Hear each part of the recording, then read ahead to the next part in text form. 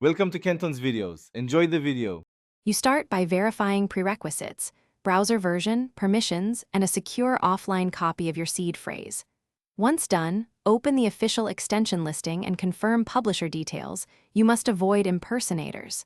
Click Install, then allow requested permissions selectively. Grant only what's necessary.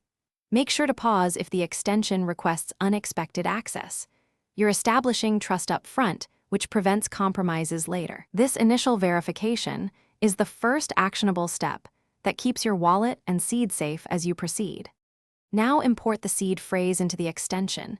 Enter each word carefully and confirm the recovery phrase order. Once done, set a strong local password. This encrypts keys on your device. Make sure to enable any recommended security features, like auto-lock after an activity and hardware wallet integration if available. Next, select the target network and confirm RPC settings. When connecting D-apps, review permission scopes. Grant only required actions. You're linking identities and access, so proceed deliberately, verifying each confirmation prompt.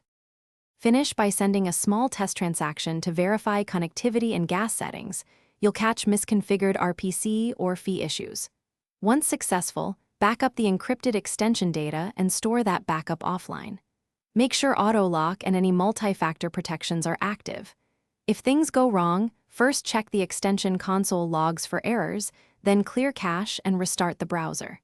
If persistent, re-import the seed into a fresh install, only after confirming your seed is accurate and secure. This resolves most final stage failures. Thanks for watching. Consider subscribing if we helped you.